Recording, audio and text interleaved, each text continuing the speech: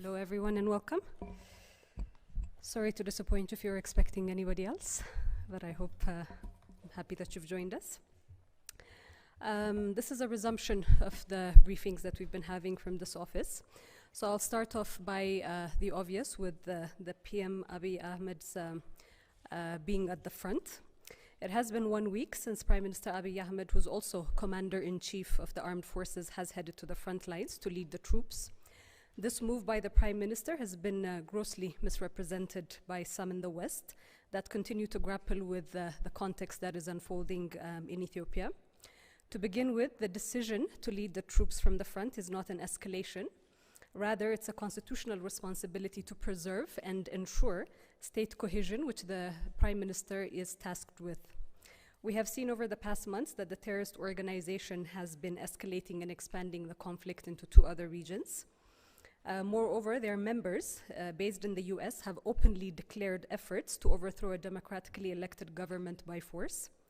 Relatedly, the same individuals based in the US leading treasonous efforts to topple an elected government violently have also been in discussions with former and current Western diplomats, conspiring in a leaked video to overthrow the government. With these overt sinister schemes at regime change and attempts at an unconstitutional change of government, the Ethiopian Defense Forces have launched a counter-offensive on the terrorist organization, and the Prime Minister is now leading this from the front. His decision to join the army in the battlefield does not mean a change on the government's principled position of a peaceful solution to this conflict. Rather, averting the conspiracy of terrorist organizations working in collaboration with their foreign allies is a threat to the constitutional order of the state. His decision has inevitably boosted troop morale and emboldened the people of Ethiopia to unite and to resist and to push back the threat of the terrorist organization. In the past few days alone, great strides have been made in forcing the TPLF to relinquish their occupation of key areas, particularly Kasagita, Chifra, Burqa, and the advance on the Mille front in the Afar region by the terrorist forces, which was aimed at choking off the entire country from the main corridor for goods entering into the country, has also successfully been thwarted, with further advances being made by government forces as we speak.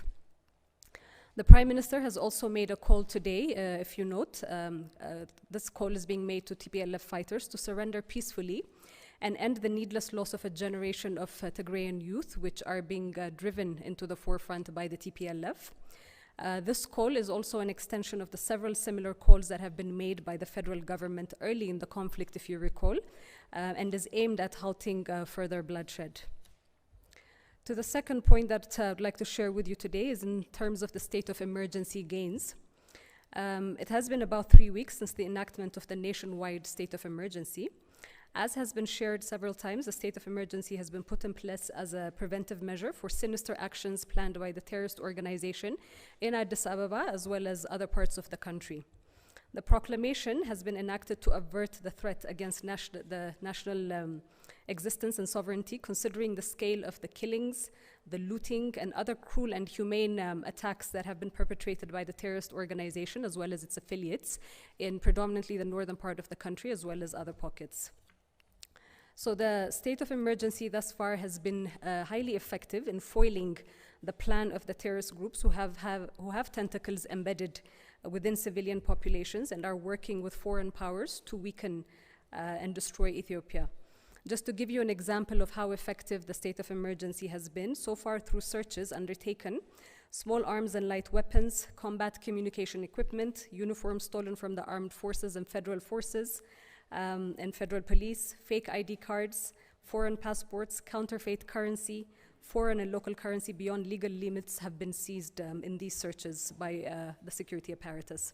So this small example gives the extent of organizing that the terrorist group has been undertaking through its networks to continue undertaking these heinous crimes throughout the country, but which are being foiled and thwarted.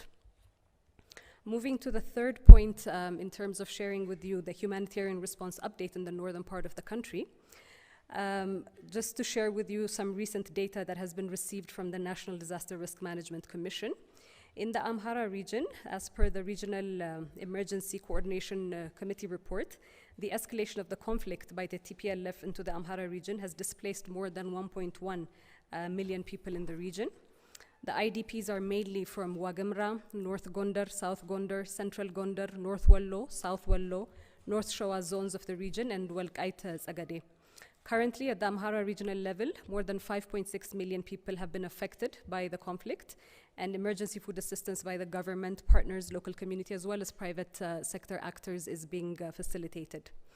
In the Afar region, the affected population is estimated at more than 260,000, and displaced persons at more than 100,000. Nevertheless, this data will no doubt increase, considering the attacks of the TPLF that had been waged on the people of Afar in the past couple of weeks. So we will see probably a revision of these figures in that regard. With regards to provision of support in the region, the federal government, the National Disaster Risk Management Commission, together with regional counterpart and partners, are mobilizing resources for the IDPs in the region.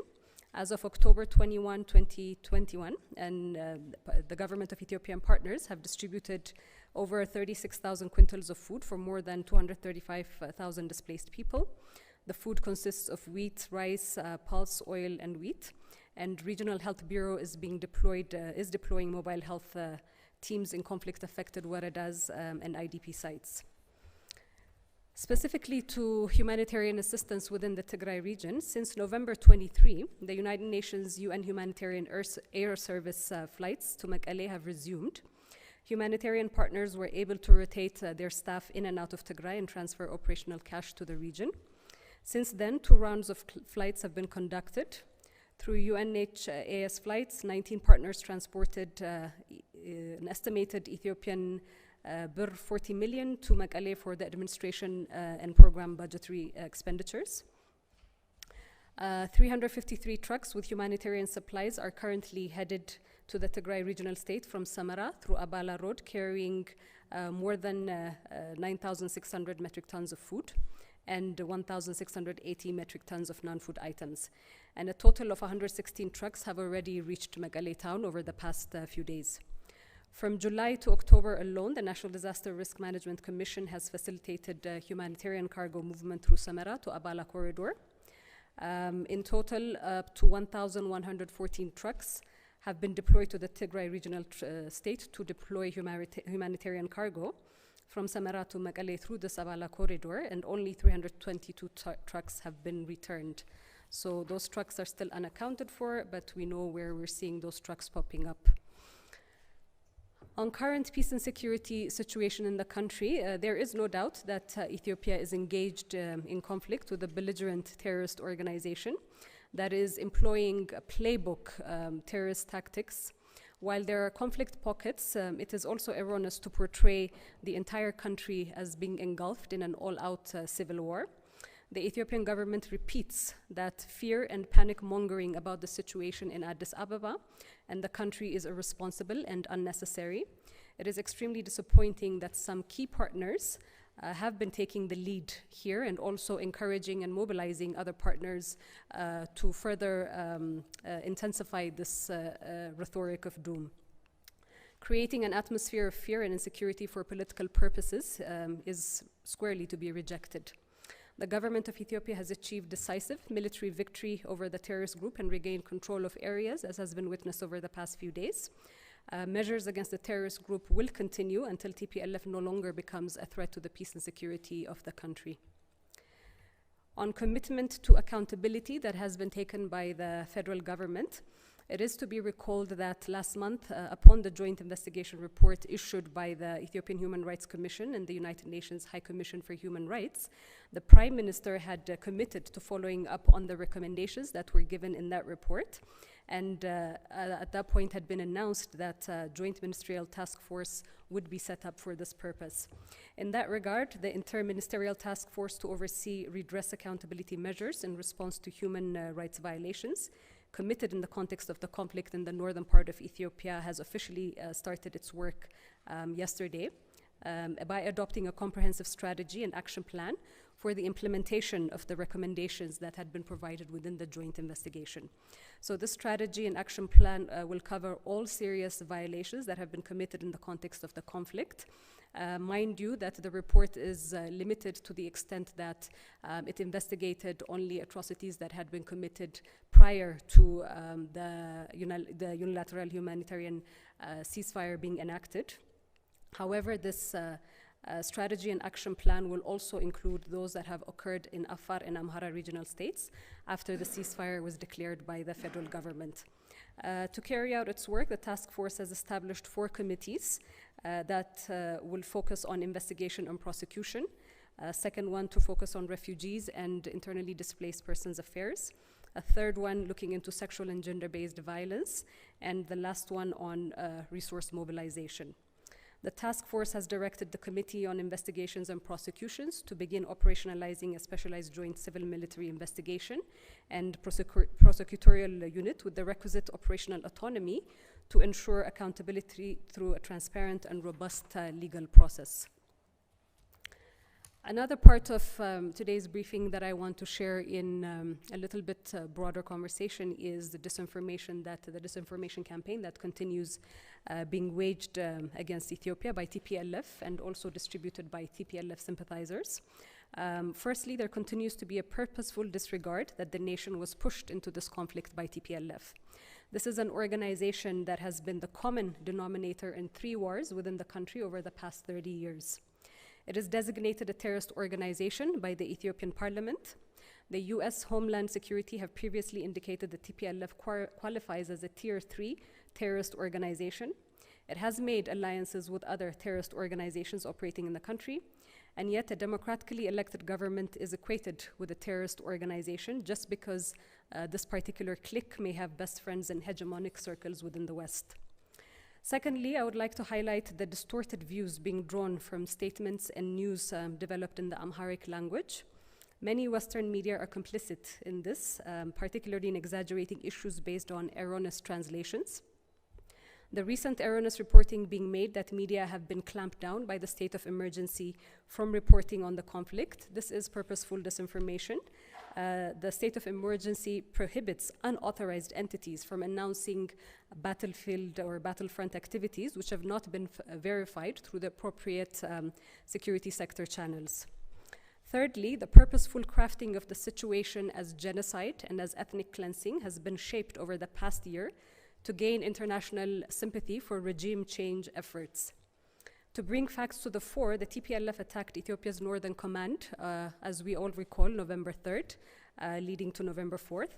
And by November 4th already, before even the National Defense Forces were mobilized to enter into the Tigray region for the rule of law operations that had been enacted, we would see that TPLF digital activists had already taken to Twitter to start shaping the narrative and declaring genocide. Now we see this through their foreign allies further shaping the narrative globally to facilitate intervention, while the war has not been in the region for 5 months now. And this is something that we want to reiterate again. The focus is still within a conflict in the Tigray region, whereas the National Defense Forces have actually vacated from the Tigray region as of end of June 2021. The war is now in the Amhara and Afar regions, and not enough attention is being paid in this regard. So if any entity is committing ethnic cleansing, it is the TPLF, as it has been sending human wave after wave into the Amhara and Afar regions to fight. And it's important to remind everyone here that TPLF is employing the same narrative tactics it employed in the 80s as it was trying to gain advances within different parts of the country, as well as the city. So the same playbook, if there's anybody who's interested in deep investigative reporting, you would see that it's a play-by-play tactic, particularly in terms of the psychological warfare and the propaganda that's being employed. The only difference now is that the advent of social media as a tool for propaganda and psychological warfare is being employed by this group. I would like to raise here a concerning trend we are also witnessing on social media platforms, on mainstream media, and also in academic circles, which is the silencing of pro-Ethiopia voices and the propping up of regime change and pro-TPLF narratives instead. On social media, particularly, we have reason to believe that Twitter is targeting and suspending pro-Ethiopia voices that are raising awareness about the TPLF's atrocities and its lies. We have shared this with their policy team, that we believe Twitter has been infiltrated by TPLF sympathizers, in the same manner that many democratic institutions and corporate spaces have also been infiltrated to provide a TPLF narrative. On some mainstream Western media, we have, of course, seen the anti-Ethiopian government perspective dominate. Again, we have seen this trend before in many countries where media was used to effectively demonize governments and their leaders in order to facilitate regime change, and the same is playing now. We have seen academic circles in the West being co-opted to magnify TPLF as a victim narrative and shaping that narrative. And this is just the tip of the iceberg that we're sharing with you, but it's evidence that various democratic spaces are being captured to facilitate the ground for regime change under the pretext of humanitarian assistance, human rights, and democracy. We have seen this playbook in Libya and many other countries that have been destabilized purposely through these kind of overtures.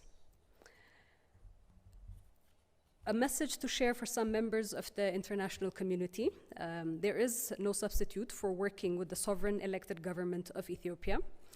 Any talk of an unelected and elite group's orchestrated transitional government or regime change is reckless and futile. The Ethiopian political system and the government offers, or the offer of a national dialogue, provides all the room that is needed to accommodate contestation with opposition groups. The space has opened up over the past 3 years and has remained as the go-to platform in order to do that, not necessarily through violent means. They cannot illegally and subversively contest the emerging democratic order. Again, another message is to seize the selective outrage. TPLF should not be positioned as a legitimate favorite because they once dominated the politics, that they once dominated the economy as well as the military of the country, and because they have laid out networks of convenience which are being employed in shaping a false narrative globally. They are still a terrorist organization to millions of Ethiopians, employing the same tactics that similar organizations in the international community has been fighting off in other parts of the world under the banner of national interest, democracy, and regional stability. A final call is being made to Ethiopians within the diaspora, and this is to continue raising your voices in a united manner as you have done so. There is a time and a place for ideological differences and opposition, and not at this point in time when the existence of your country is being tested by forces far and near. As the Ethiopian Christmas holiday is upon us, Ethiopians in the diaspora are being challenged to come home for Christmas, 1 million diaspora by January 7th, 2022. So with that, I will open it up for any questions that you may have on issues that have been raised. Let's start from this end. Grum. I'll come back to you. You can start with you, Grum.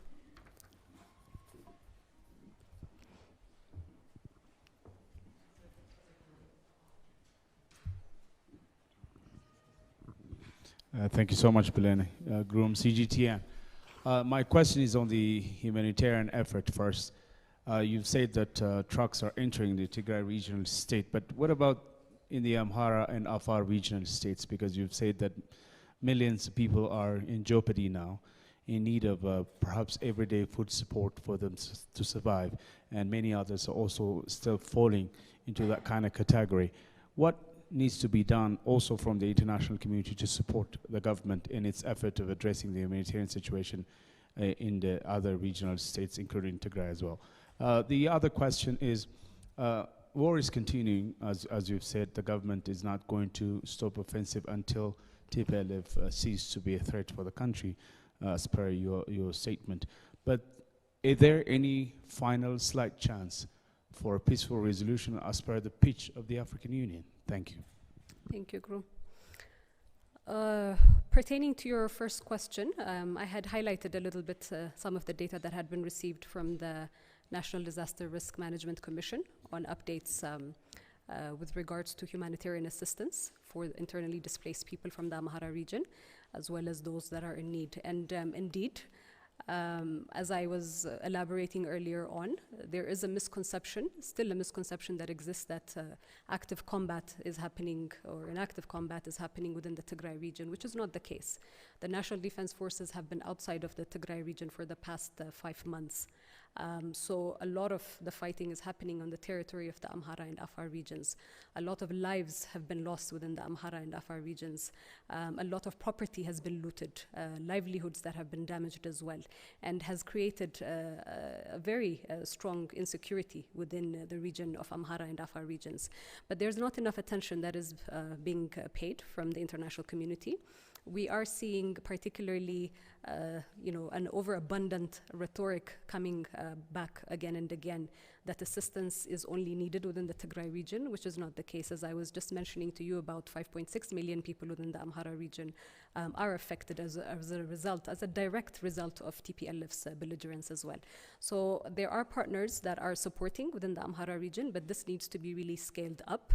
The call for TPLF to cease its belligerence and its violence within these regions needs to be also called, because the silence is aiding and abating them, and further giving them ammunition in a way, because they are not being held accountable for the livelihoods that they're destroying and the lives that they're destroying.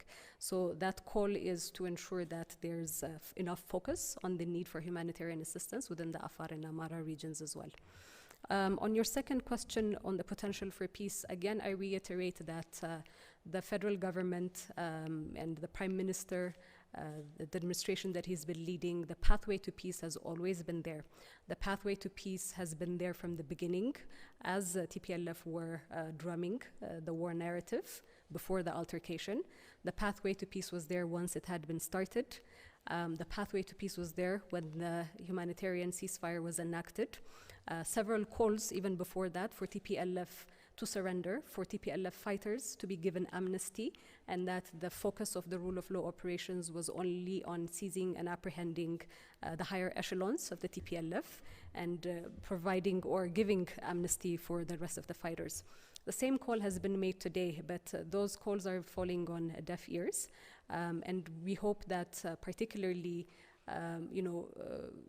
people within the Tigrayan community in the diaspora are also pushing for TPLF to cease and desist on this belligerent activities.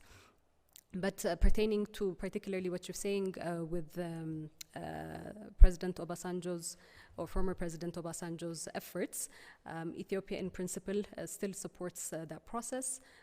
This is something that we have been championing from the beginning, that it is being owned through an African process. His Excellency has been doing various consultations. He's been here, he's traveled to Mekelle, he's met with the higher leadership of the federal government, and these consultations will continue. But one thing that we have to emphasize is that one size fits all kind of solution does not work. From the beginning, we have been talking about context, because one of the clear things that the international or some sections of the international community keep making a mistake is that for them, Ethiopia or the current issues in Ethiopia began as of November 3rd, 2020. But there is context to that, context to the 3 years in which TPLF's tentacles were being laid, and the networks for what they were doing, for what they're doing right now, have been laid. The 27 years in which they had been ruling the country as well, and the destabilizing efforts that have ensued as a result of that. So, considering the complexity of the situation, you cannot bring a one-size-fits-all kind of solution and expect it to hold water. It cannot be something that's hastened. It has to go through its own process, and an Ethiopian process and an African process. But the potential for peace is something that the government is actively championing. Ravi? You mentioned some of the measures carried out under the state of emergency. A number of groups, including the Ethiopian Human Rights Commission, have voiced concern that arrests under the state of emergency have been carried out on the basis of identity. And there also have been some reports of violence against ethnic Tigrayans in parts of Wolo and in Bahir Dar. Is the government taking any steps to tamp down anti-Tigrayan sentiment, and is this something that is of concern to the federal government in the context of the conflict? And secondly, to come back to the pathway to peace, I hear you saying that a pathway to peace exists. At the same time, if I understand your comments, you're saying that the TPLF would need to surrender before talks could happen, or that pathway could be explored. Could you elaborate a bit on that? Is that really a requirement, or is there a scenario in which peace could be explored short of a surrender of one of the warring parties? Thank you. Okay. On the implementation of the state of emergency, this blanket portrayal of anti-Tigrayan sentiment is erroneous, and it's a dangerous narrative. Again, something that's being perpetrated globally, because Tigrayans are not a homogeneous group, and to treat a group of people as a homogeneous group is really not understanding the context of the country as well. There are many apolitical Tigrayans that are within the country as well, that are part of the government too. There are TPLF sympathizing individuals. There are TPLF members that have been also a part of the networks that TPLF has laid out that have infiltrated the cities as well throughout the country. So taking measures against particular TPLF operatives that have taken a mandate from the TPLF to destabilize need not be mixed with Tigrayans, and that anti-Tigrayan sentiment that you talk about, this narrative shaping, is really creating more problems because it's more narrative than it is actually reality. But in terms of any discrepancies that may arise with regards to the implementation of the state of emergency, the good thing is that a state of emergency inquiry board has been established, which is overseeing the application of the state of emergency and the implementation. So any complaints in how it's being implemented are raised to the state of emergency inquiry board, which will investigate and lay out the pathway to any rectifications that need to be made. I haven't stated about any conditionality to it. I had just given at the beginning context to why the counteroffensive was launched. The counteroffensive being the amp up rhetoric to siege Addis Ababa, to overthrow a democratically elected government, the continued killings that are happening in the Afar and Amhara regions by the TPLF. So at this point in time, a priority for the government of Ethiopia is to thwart off these threats. So alongside that, it doesn't mean that the processes for peace will not be laid out. We have talked before about national dialogue and the pipeline, the principles, the architecture, and the institutions that are being set up for that. So we should not think of it just in terms of a siloed approach, but confronting, the nation is confronted right now with an existential threat that it is attempting to adequately address. We'll go to this side, if any questions. Iskander. Thank you very much, Bildani. Taking you to the point you alluded to earlier, it has been a week since the Prime Minister left for the battlefield to lead the army from there. How long will he be away from routine government business? And on the peaceful solution that you alluded to earlier, had there been any proposal presented to the government by the African Union High Representative Olusegun Obasanjo? Thank you. Okay. Iskander, I can't really specify in terms of a timeline. There are a lot of victories that have been registered over the past few days. We expect some more over the next few days as well, so I cannot put a timestamp in terms of the Prime Minister's being at the forefront leading the troops. With reference to the peaceful solution that you mentioned in terms of whether there is any kind of proposals that have been put forward, the representative of the African Union, His Excellency Olusegun Obasanjo, is still in consultations with different groups as well. So he will be returning. He's been coming and he's been going, talking to different stakeholders as well. So we imagine that on his next round that he would come with the proposals that would be conferred with the appropriate bodies within government. Okay, take one question from here. Thanks, hi. You mentioned the movement of trucks into Tigray in the past week. My understanding was there hadn't been any going in since October the 18th. Could you explain why that is and what's changed to enable them to start moving again in the past week? You also mentioned foreign powers or foreign countries which are working with the TPLF to weaken and destroy Ethiopia. Could you specify which foreign powers you believe are are doing that? Thank you. Thank you, Tom.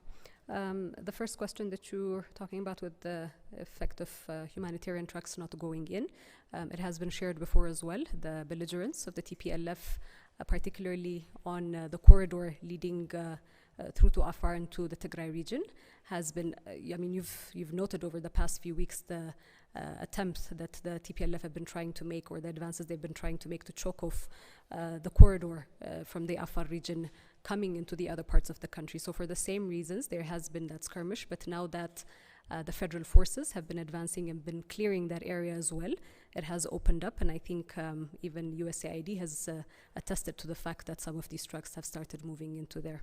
On your second question, I don't need necessarily to specify it. I think the forces know who they are, so I would leave it at that. Adra?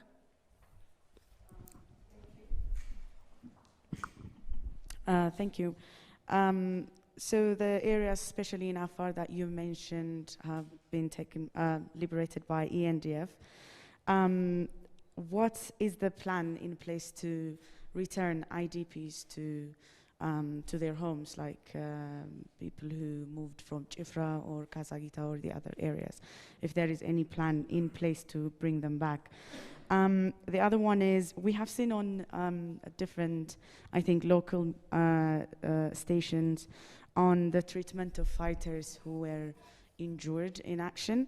What is the treatment that they have been given so far, and which organizations? On the what? Sorry, I didn't hear the second part. Fighters who were injured in the front lines.